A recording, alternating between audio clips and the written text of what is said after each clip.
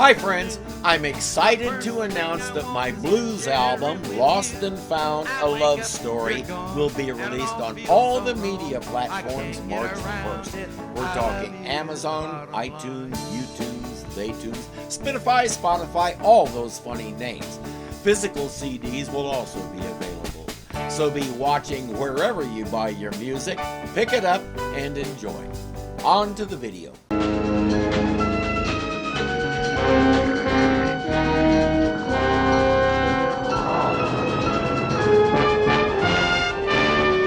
You know how we haven't seen Jack McGee lately? We're making up for that today. We begin at the offices of the National Register. What do you mean, no? These pictures are good stuff. Trash, Charlie. I don't know where you stole them, but they're not my style. Are you kidding me, Jack? These pictures will put you right back on the front page. Well, why don't you peddle them to your buddy Joe Arnold? He's always hungry for a cover story. Oh, yeah? I heard you were starving. Today, I need your help. Keep my jobs the day I retire. Listen, just because I don't officially work for the Register doesn't mean you could talk to me like that. I used to be the Pro-Eastern wrestling champ. Is that a threat? You can't do any more harm to him than that jacket and tie is doing to our eyes, Charlie. The last time I showed up dressed in a combination like that, my future wife and I had only just started dating, and she told me to go change. I was gracious about it. I read her the riot act in front of a bunch of people and embarrassed the daylights out of her, then I quietly went and changed. I get the feeling Charlie doesn't do anything quietly. Joe Arnold strikes again. Somehow he got copies of the police photos of the LaGrange triple murder. Terrific stuff. His goon just offered me some more of the same. A stringer like Charlie always tries to sell everything at least twice. Yeah, but Arnold's story is still terrific stuff. We're going front page, 6 column. Rub it in. Jack thinks Joe Arnold is a hack who has no morals and will do anything to get attention. For example, he's been doing a series about finding dirt and unhealthy conditions in restaurants. Jack isn't impressed. Still, Mike wants to see Jack in his office. Jack, the publishers are thinking of killing your weekly creature report. The Hulk hunt is getting too expensive. Plane tickets, wrecked cars. You're talking about the biggest story in newspaper history. They're worried about a few cheesy bucks. Those cheesy bucks tend to turn into great big cheese rolls that nobody can afford, Jack. What Mike is saying is, somebody is finally asking all the questions that I've been asking since he began this crusade. Cool off, Jack. Look at it from their angle. You haven't come up with anything new for quite a while, not even with that $10,000 reward to help you. It's just a matter of time. There was a guy in New Mexico saw the Hulk not a month ago. Jack, there's an astrologers convention in town. Get the head fortune tellers in for an interview. His backside is gonna hurt for a while from that spanking.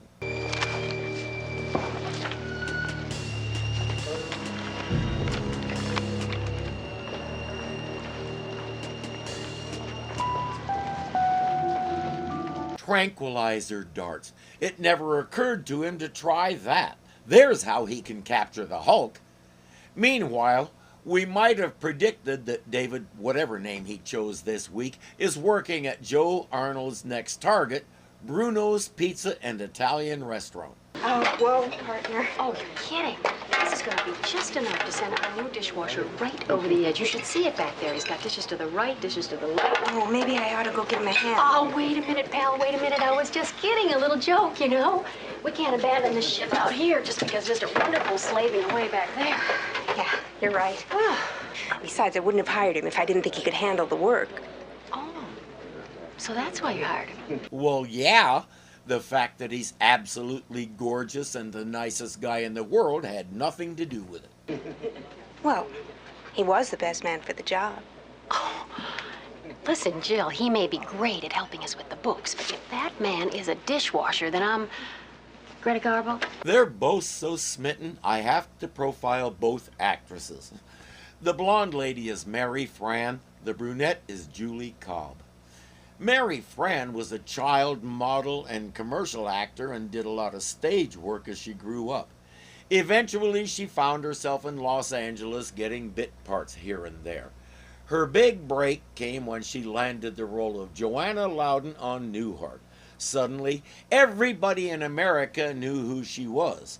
I remember seeing her when she was doing the game show circuit. She remained successful but started obsessing about her weight. She did some very inadvisable things with her diet and destroyed her heart. She died in her sleep of heart failure at 55, pretty much on the eve of her wedding. That sucks. Julie Cobb was born to act. Her father was Lee J. Cobb, and her mother was actress Helen Beverly. She went to high school with Richard Dreyfuss and Albert Brooks. There was no escaping it, even if she had wanted to. She's been a successful actress, her best-known role probably in Charles in Charge, a show I never watched. She's been everything from a Playboy bunny to a certified life coach. Eventually, she made her own movie, Night Vet, a feel-good film that takes place in an animal hospital. Among all that, she continues to do character parts and such, like this one. How's it going back there? Well, slowly but surely I am developing a foolproof system. It's that analytical mind of yours. You figure out a way to get our liquor license, you straighten out our books. I love brainy dishwashers. Unfortunately, you still have dishpan hands. Well, I'm open to suggestions. Try wearing the rubber gloves. Table 18 ready yet, Fred? Yeah, ready.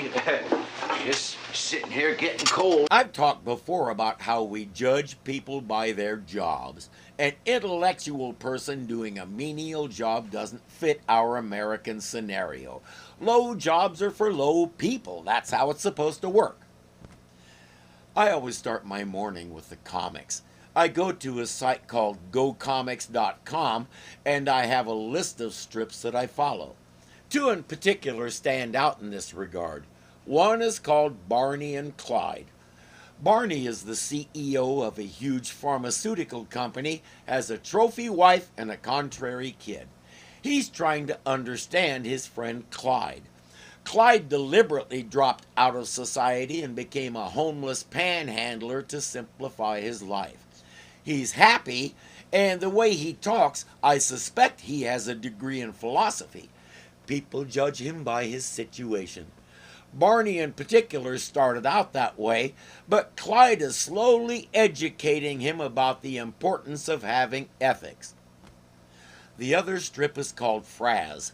Fraz is an incredibly successful songwriter and already has more money than he knows what to do with. He works as a school janitor because he likes interacting with the kids. People judge him by his job, and he just smiles and nods. Friends, you don't know what's under that dishwasher's skin. Get to know people. Don't obsess on the jobs they do. I have an advanced degree, and look what I'm doing. Some people do those jobs because A, they need the income, B, they like the work, and C, for something to do. Too much garlic. There's one. One what? One who is going bonkers over you, man. That's what. Inscrutable. That's what I thought. And, here's number 2. If you're a fan of Buffy the Vampire Slayer, Fred is the Xander of the place. He sees everything. David usually doesn't, and today is no exception. Hi. Hi. How's it going? Well, a little greasy, but under control. But you seem to be taking it in stride, all the pressure I mean. It takes a very special talent to run a good restaurant, and you've got it. Well, I hope so. Otherwise, I gave up a budding newspaper career for nothing. Well, you work for a newspaper. I didn't know that. Well, there's a lot of things you don't know about me. I mean, we haven't really had time.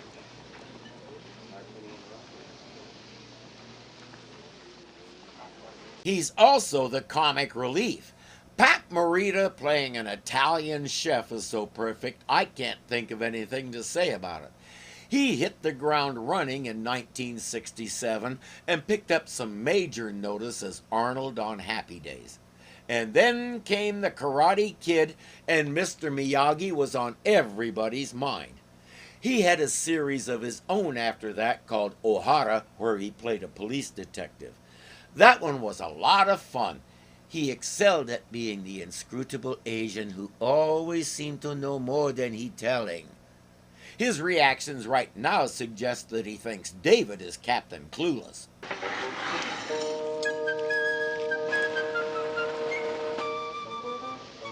Needs more garlic.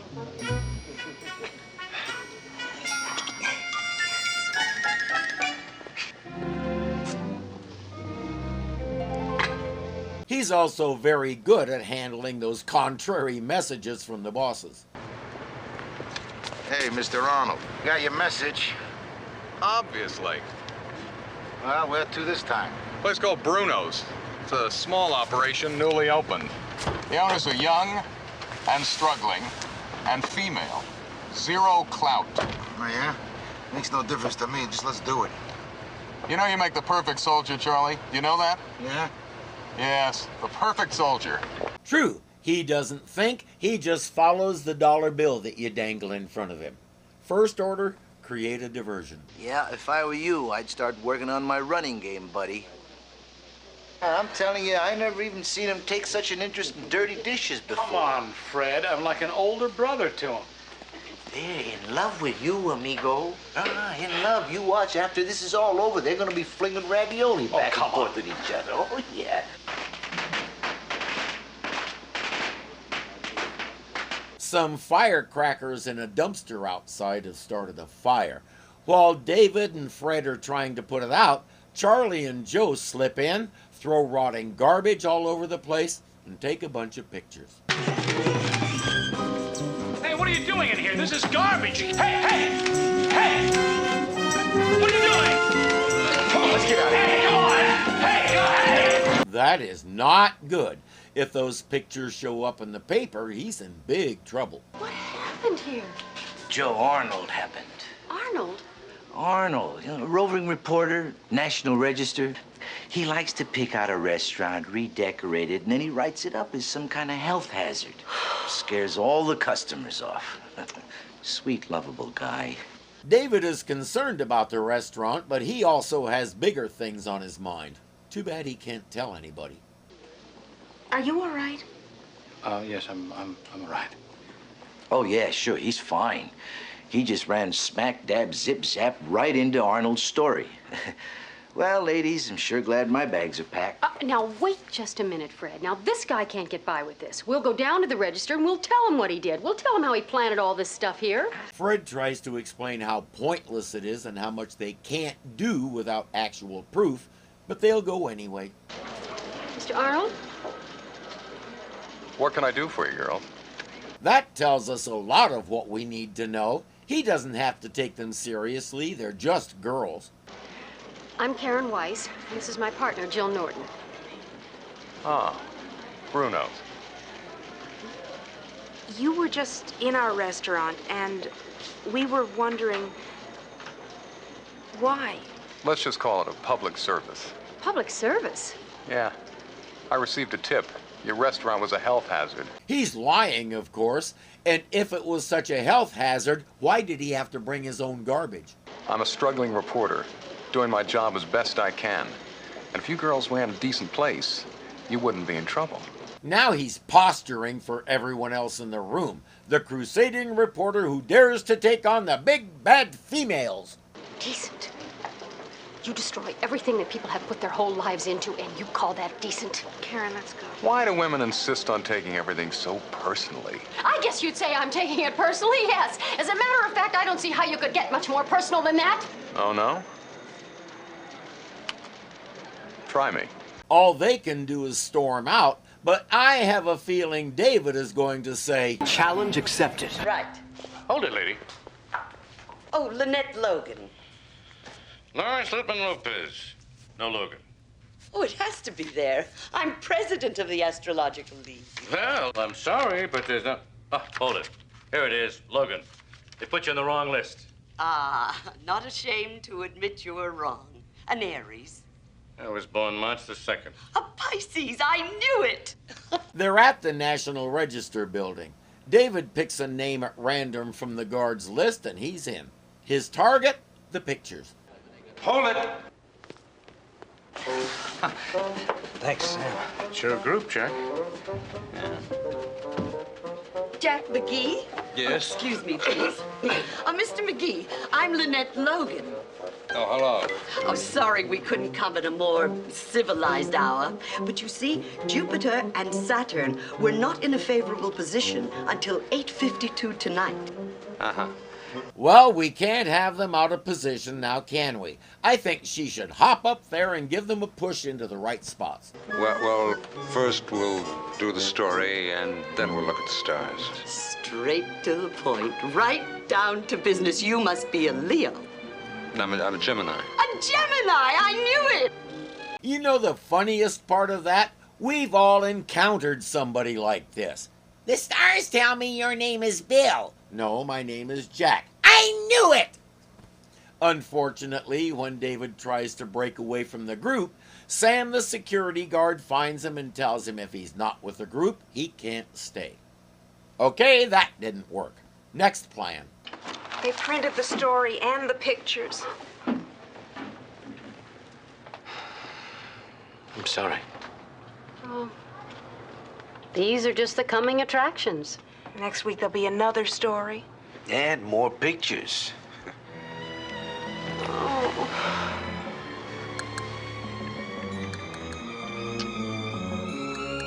David sympathizes and will do whatever he can, but he's just glad they used that picture of him. It's just an unofficial warning. But if you write one more line about the health department slacking off, we'll have to take action. And I don't buy your freedom of the press routine. He has to know that Joe is planting stuff to get these stories, but like everybody else, he can't prove it. Nevertheless, alienating the health department with phony attacks isn't the way to ensure future stories. Look, Geller, there's no need for us knocking heads over this thing. We're both after the same thing, the public's welfare. Now, maybe we can figure out a way to make your cooperation work to your advantage. I already have a pension plan, Mr. Arnold. Now, I mean, maybe you and your bosses might enjoy a little national publicity. But nobody in the department wants to be quoted in this rag. And by the way, Mr. Arnold, that line about public welfare should have set your pants on fire. You seen these photos? A little garbage. Moldy cheese. Your readers may not have anything better to worry about, but we do.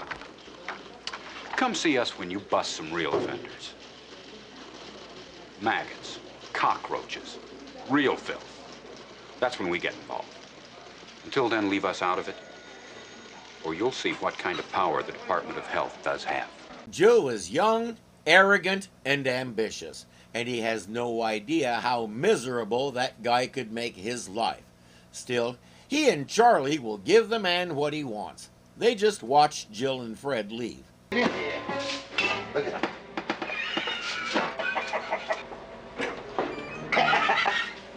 Chow time, guys. Come on. Get in there. That's it. Look, hurry up. Look at the...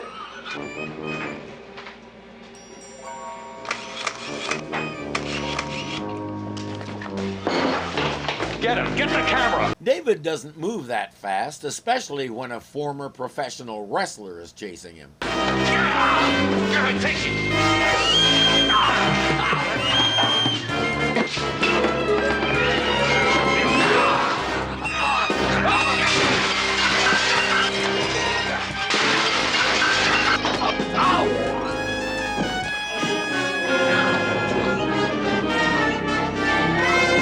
I have to tell this story, though I may have told it before. When he was in his teens, my brother was fighting the guy who would later become his brother-in-law. His name was Bob. Bob got my brother in a headlock like that, and my brother couldn't move. Our dad was watching. My brother looked over at him, and my dad went, He bit a chunk of Bob's side as hard as he could, and when Bob let go, my brother decked him. Bob said, "That's not fair." My brother smiled and said, "Fair means I win." Too bad David won't think of that.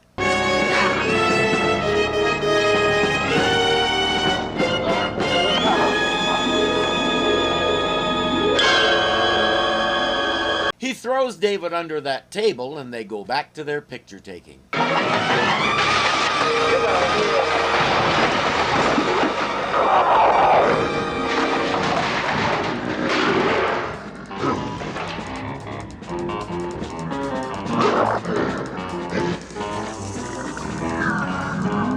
ain't gonna wrestle this guy. Oh, yes, you are. Like it or not. Out of the way! Look out, he's got the freezer!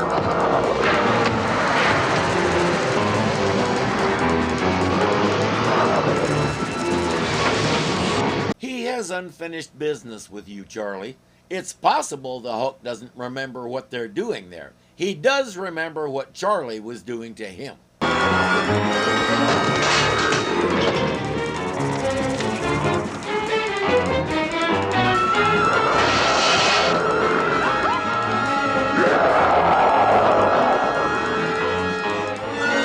Outfitters in, girls. Yes, he says everything except sayonara, and that's the last we'll see of him. The Hulk isn't interested in them, so he runs off after Charlie skedaddles. Joe Arnold is as excited as he's been in years. The guard tells me you signed out for my Hulk photos, McGee. Yeah, I did. I thought maybe they'd help me with the brass. Oh. And did they? Not much, no. Maybe you could. You were there. You saw the Hulk. This is my story, and those are my photos, McGee.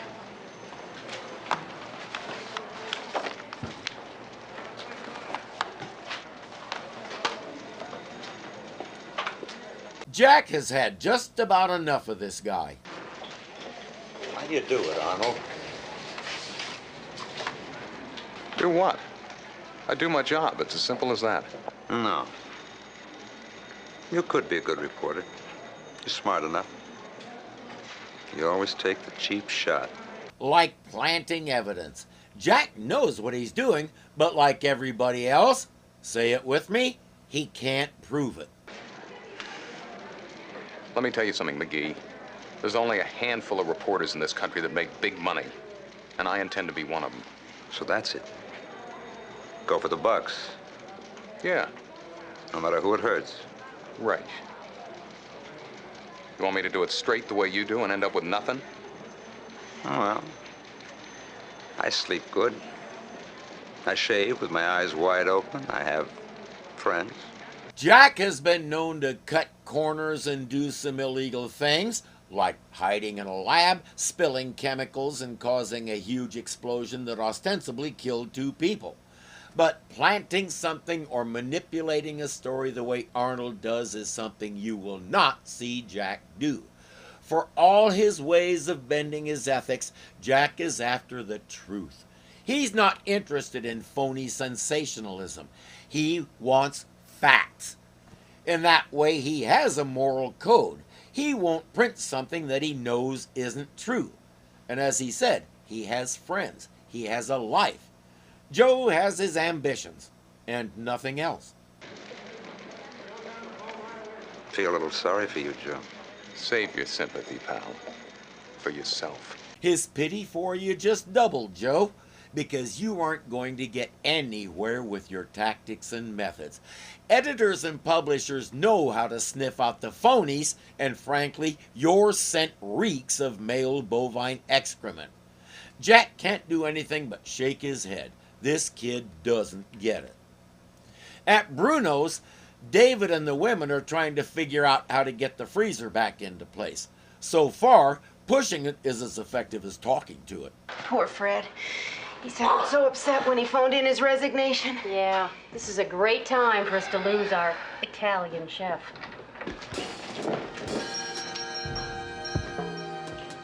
Customers? Fine. Maybe they'll just want salads. He doesn't want to eat. That's Jack McGee. Yes, sir. Can we help you?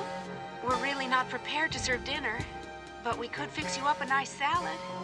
Well, Or a great grilled cheese sandwich. no thanks. I'm Jack McGee from the National Register. Oh, great. What'd your paper do? Send you over here for a follow-up story?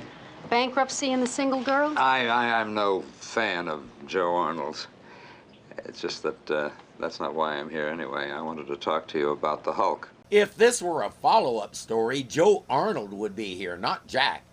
But that gives Karen an idea. Tell you what, you get us those pictures back from Joe Arnold that he took in here, and we will tell you everything that we know. Those photographs are logged and dated. I'd have to steal them. It's a violation of ethics. What would anybody working for the National Register know about ethics? Yeah, I understand how you feel. Well, you've got my card in case you change your mind. And we're in the phone book, in case you change yours. Jill is very nice and she's good at the business, but in situations like this, she needs to shush and let Karen do the talking. Jack leaves and now it's David's turn. He's found something important. Ladies, I think you should take a look at these pictures. Oh, our last customers. Jill, I'm in no mood for a trip down memory lane. I think you're missing the point. You took these pictures on Monday, same day that Joe Arnold showed up. That's right, Monday. Here's the receipt, the 22nd. Now look at the headline. Bears win 14-0. The game was played on Sunday. This is Monday morning's paper, first edition. Now look at the clock on the wall. 12:30. The kitchen is spotless. Now, the Register's photo log in your receipt should prove that these pictures were taken less than an hour apart. Which means Joe Arnold had to have planted all that garbage, which means he's a fraud, and with a good lawyer, they can own him. He told them earlier that lawsuits are the paper's problem, but in this case, they can come directly at him because you know the paper didn't authorize any of what he was doing.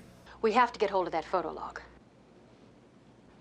Yeah, well, we can't just walk in there and take it. Can we? As I said, she needs to let Karen do the talking, as well as the scheming.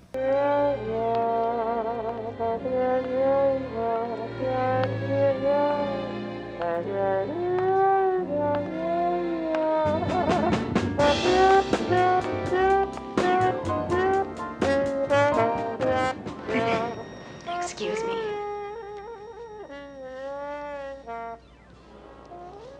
Who do you want to see, miss, at this hour? I'm here to see Mr. Steinhauer. Oh, as far as I know, he's left for the day. Maybe she should have worn a miniskirt instead.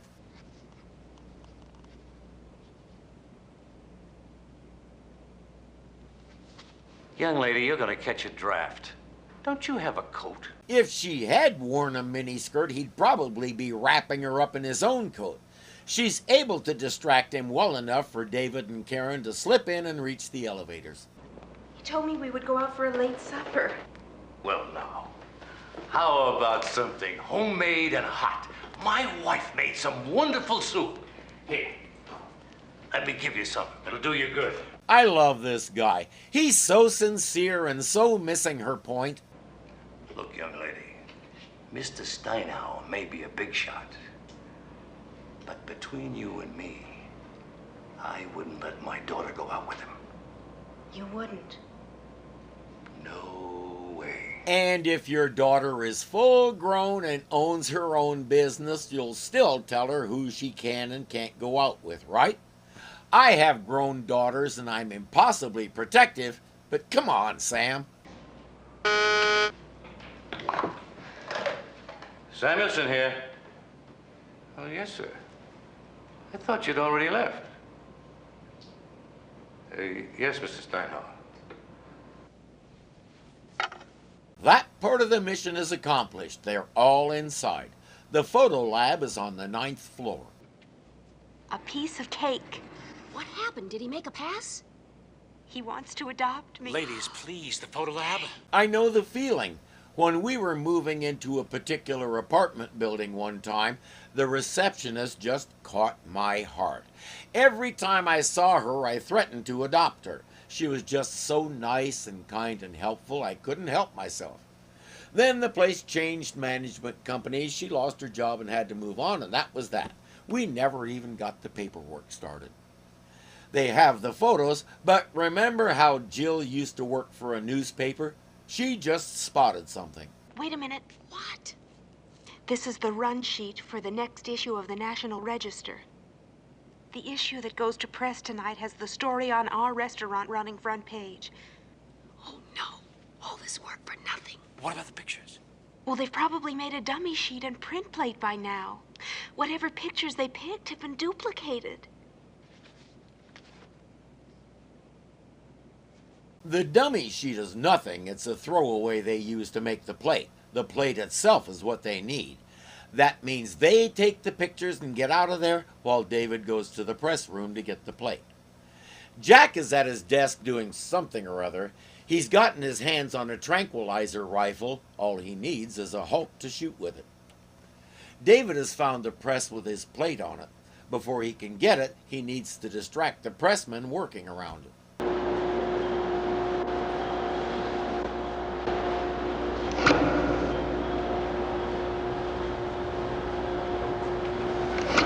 Hey, what's happened? Lights went. Circuit breaker must have shorted out. That'll do it.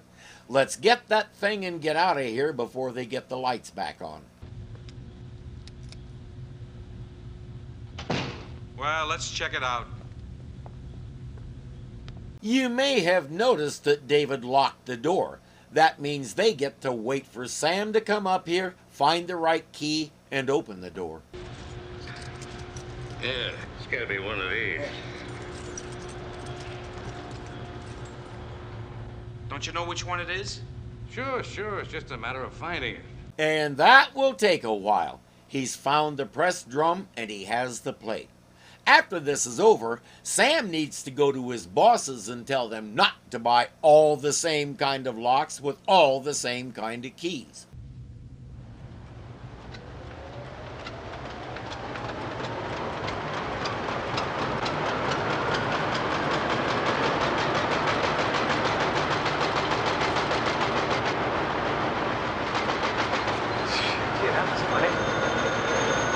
What? He only has a certain number of keys. He was bound to find the right one eventually. Wait a minute. Sam's here. Sam? Oh, hello, Jack.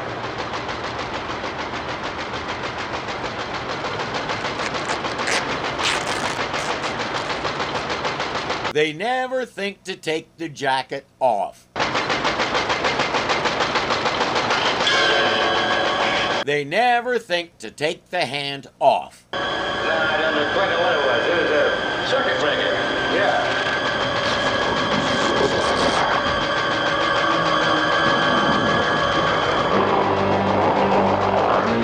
By the way, Jack, your Hulk is here. He's angry as usual, but only at the machinery that hurt his widow Hanny.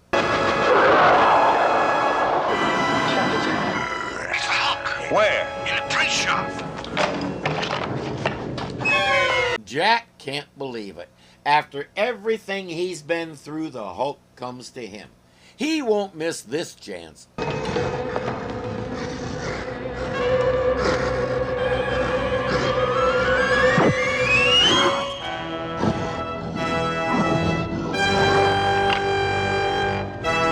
The guy who loaned him that rifle told him one dart will take down a full-size elephant. He figures for the Hulk he'll need at least 2.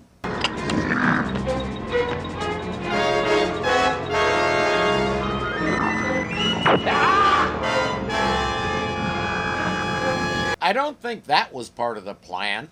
Now it's a race to see who passes out first.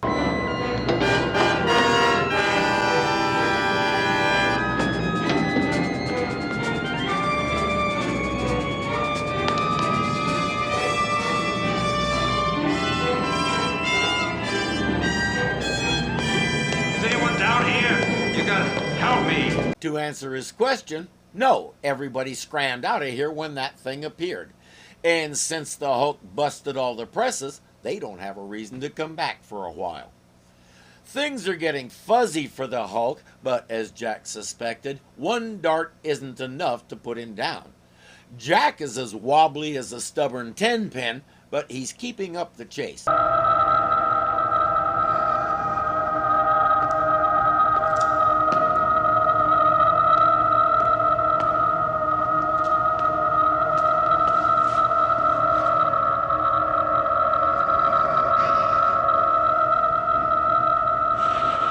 One dart is, however, enough to change him back.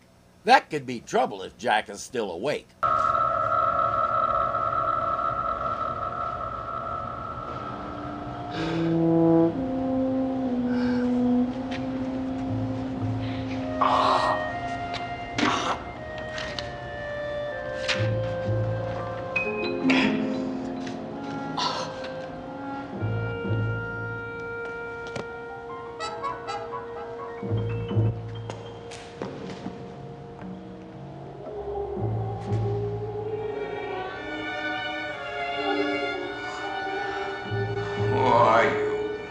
Never mind. David's secret is still safe. Help me.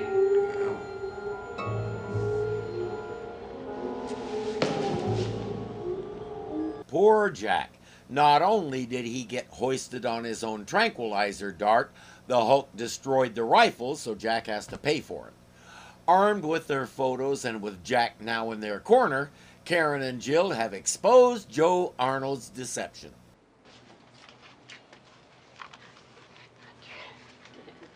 With Jack McGee's byline, of course. I wish we could have seen the exchange between him and Joe Arnold when Joe got fired and probably blackballed from the industry. The problem with so-called journalists like Joe is the internet has compounded it a zillionfold. I often say the best thing about the internet is it gives everybody a voice. The worst thing about the internet is it gives everybody a voice. I'll leave it at that. If I ever see him again, I'm going to tell him exactly how I feel about him leaving us without even giving notice. We'll never see him again. Another town, another name. Another broken heart or two. Wasn't he wonderful? He was perfect. This was a very different episode. David didn't leave anybody better than he found them because nobody in his sphere of influence was broken. This was a character study of Jack McGee. He takes his job and his field seriously, though he has his own definition of his job. He sees the National Register as the paper that uncovers the truth that nobody else wants to look at. Emphasis on truth. That's why Joe Arnold bothered him so much. He couldn't care less about the truth. He was after the attention. Jack's ethics bend as easily as a piece of paper, but they don't bend to the point of lying in a story. Again, the emphasis is on truth. We don't know if he thinks the Hulk is some kind of new species or what he thinks, but his goal is to learn the truth about it. For that reason, my respectometer just went up a couple of points for Jack. He jumped from sleaze to questionable. Well done, Jack.